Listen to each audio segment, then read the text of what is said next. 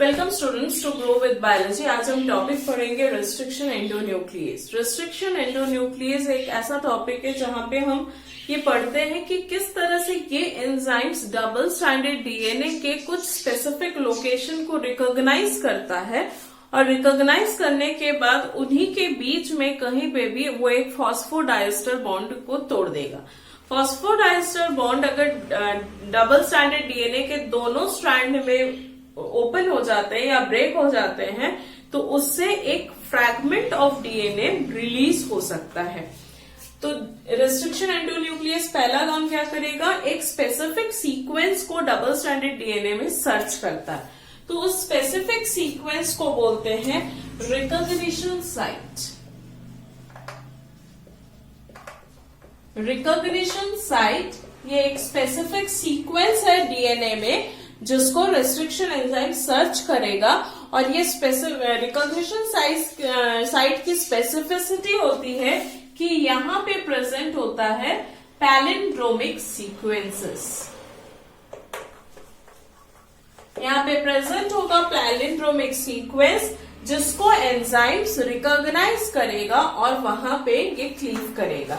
ये restriction endonuclease का system जो है ये वी आर्बर ने फर्स्ट टाइम दिया हुआ था कि रेस्ट्रिक्शन एंजाइम्स करके भी एक टाइप ऑफ एंजाइम्स है जो सेल में एग्जिस्ट करते हैं और ये फॉरेन डीएनए को सेल्स में अगर एंटर कर दिया है तो ये फॉरेन डीएनए को किल करने में हेल्प करता है या उसके डाइजेशन में हेल्प करता है। फॉरेन डीएनए को वो मार देगा, ऐसा कोई एक मैकेनिज्म सेल के अंदर होता है। अब रेस्ट्रिक्शन एंडोन्यूक्लियस जो है इसका सबसे पहले हम नॉमेनक्लेचर पढ़ते हैं कि इसका नेमिंग कैसे होता है। अगर हम नॉमेनक्लेचर पढ़े तो सबसे फेमस जो रेस्ट्रिक्शन एंडोन्यूक्लियस है वो है इको R1। इको R1 में जो फर्स्ट अल्फाबेट है ई, तो जो फर्स्ट अल्फाबेट होता है वो लिखा जाता है उसके जहां से ये आइसोलेट हुआ है, ई और CO ये सेकेंड पार्ट है। इको वर्ड कहां से आया है, इको वर्ड आया है एस्चेरिशिया कोलाई से। एस्चेरिशिया का ई, कोलाई का CO। तो स्पीशीज का नाम और जीनस का नाम पहले होगा, उसके बाद आता है R&I। R&I है इसका स्ट्रेन नंबर। ई कोलाई के या एस्चेरिशिया कोलाई के कौन से स्ट्रेन से इसको आइसोलेट किया है और कौन से नंबर का एंजाइम है वो सिग्निफाई करता है इको R1।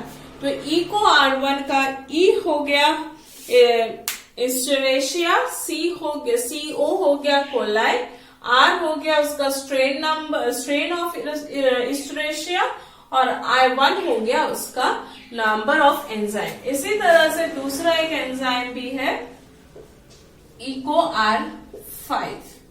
इको R5 और एक एंजाइम्स बहुत कॉमन है वो है HindIII, Haemophilus influenza, D strain number और 3 नंबर ऑफ एंजाइम या एंजाइम्स का सीक्वेंशियल नंबर। एस्चेरिशिया कोलाई का जो फर्स्ट अल्फाबेट है ई, ये कैपिटल लेटर्स में लिखा जाता है। ये जीनस का नाम है। CO कोलाई ये स्पीशीज है जो स्मॉल लेटर्स में आता है। R जो स्ट्रेन है ये कैपिटल में आता है और जो नंबर है वो रोमन नंबर्स में आता है। जैसे इसमें है haemophilus genus, influenza species, D strain और 3 number, eco R5, escherichia coli, strain R और 5th है उसका nomenclatures of the enzyme. Restriction enzymes एक ऐसा एंजाइम था जो डबल स्ट्रैंडेड डीएनए पे क्लीव करता है। तो हम दो टाइप्स ऑफ रेस्ट्रिक्शन एंडोन्यूक्लियस पे काम करते हैं। सबसे पहले इको R1 पे काम करते हैं। इको R1 जो एंजाइम है ये रिकॉग्निशन जो सीक्वेंस है GAATTC, ये GAATTC ये पैलिंड्रोमिक सीक्वेंस है 5' to 3' एंड पे GAATTC, ये 5' to 3' है। सेम सीक्वेंस से ये इको R1 का साइट रिकॉग्निशन साइट है और इको R5 के लिए सीक्वेंस होता है GATATC 5' to 3' GATATC 5' to 3'। अब इको R1 जो है ये रिकॉग्नाइज करता है इस सीक्वेंस को और क्लीव करता है G और A के बीच के फॉस्फोडाइस्टर बॉन्ड को। तो ये G है और ये A है, तो इसके बीच के फॉस्फोडाइस्टर बॉन्ड को और इस नीचे के स्ट्रैंड के इधर के फॉस्फोडाइस्टर बॉन्ड को इको R1 रिकॉग्नाइज करके क्लीव करता है। और इको R5 जो है ये T और A के बीच में फॉस्फोडाइस्टर बॉन्ड को ब्रेक करता है। तो यहाँ पे है T और A, नीचे स्ट्रैंड्स में T और A है।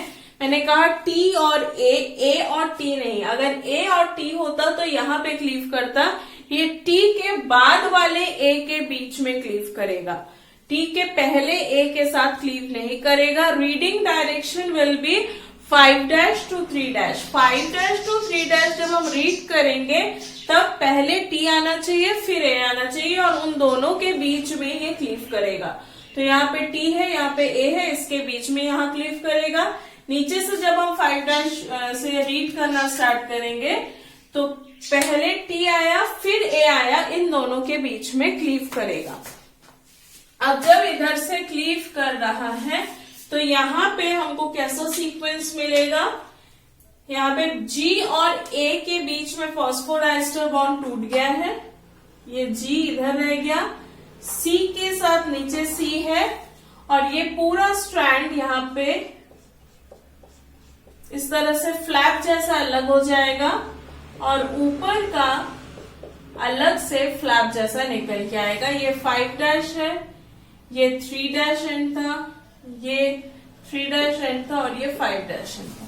तो इस तरह से free nitrogenous bases as flap रहेंगे क्योंकि दूसरा जो स्टैंड था वो अलग हो गया है। इस तरह के एंड्स जहां पे ऐसे फ्लैप जैसा कुछ बच जाता है या सिंगल स्टैंडर्ड डीएनए बच जाता है, इसको हम बोलते हैं स्टिकी एंड्स। इसको बोला जाता है स्टिकी एंड। इसके ऑपोजिट में जहां पे इस तरह का सीक्वेंस बनता है तो ये GAT यहां से ऐसे ऊपर नीचे सेम लोकेशन पे क्लीव हो रहा है, TAG, ये है 3', ये 5' एंड 3'। तो इस तरह का एंड जहां पे कोई भी फ्लैप नहीं बचा या कोई भी सिंगल स्टैंडर्ड एंड्स नहीं बचते हैं, इसको बोलते हैं ब्लंट एंडेड मॉलिक्यूल। तो जब हम रेस्ट्रिक्शन एंडोन्यूक्लियस यूज करते हैं तो हमारे पास दो एंड्स जनरेट हो सकते हैं, पहला है स्टिकी एंड, दूसरा है ब्लंट एंड। और ये दोनों रेस्ट्रिक्शन एंडोन्यूक्लियस के एंड्स कहाँ जनरेट होंगे, जब हम फर्स्ट स्टेप में डीएनए आइसोलेट किए थे, डीएनए आइसोलेट करने के बाद हम रेस्ट्रिक्शन एंडोन्यूक्लियस से उसको ट्रीट करते हैं, चाहे वो हमारा वेक्टर हो या फिर हमारा जीन ऑफ इंटरेस्ट हो। उससे क्या होगा, जब हम वेक्टर पे रेस्ट्रिक्शन एंडोन्यूक्लियस यूज किए और सेम रेस्ट्रिक्शन एंडोन्यूक्लियस हम जीन ऑफ इंटरेस्ट के डीएनए को क्लीव करने में यूज कर रहे हैं, तो दोनों में same type of ends generate होगा, या फिर दोनों में स्टिकी एंड जनरेट होगा या फिर दोनों में ब्लंट एंड जनरेट होगा। तो ये जो स्टिकी और ये जो ब्लंट एंड बन रहा है, अब नेक्स्ट स्टेप में लाइगेज एंजाइम के प्रेजेंस में जुड़ सकता है। अब सपोज अगर इन दोनों के एंड्स, कौन सा एंड, जीन ऑफ इंटरेस्ट का एंड और वेक्टर का एंड अगर मैच नहीं करता है, तब हमको मूव करना पड़ता है मॉडिफाइंग एंजाइम्स में। मॉडिफाइंग एंजाइम्स में 3 वेराइटीज पे वो काम करता है, वो है लिंकर, एडेप्टर और होमोपोलिमर टेलिंग। ये 3 तब यूज होता है जब जीन ऑफ इंटरेस्ट और वेक्टर दोनों कंपैटिबल एंड्स क्रिएट नहीं करेंगे। तो नेक्स्ट वीडियोस में हम पढ़ेंगे किस तरह से लिंकर, एडाप्टर और होमोपॉलीमर टेलिंग काम करता है और उसकी सिंथेसिस कैसे होती है और कैसे फंक्शन करता है। Thank you.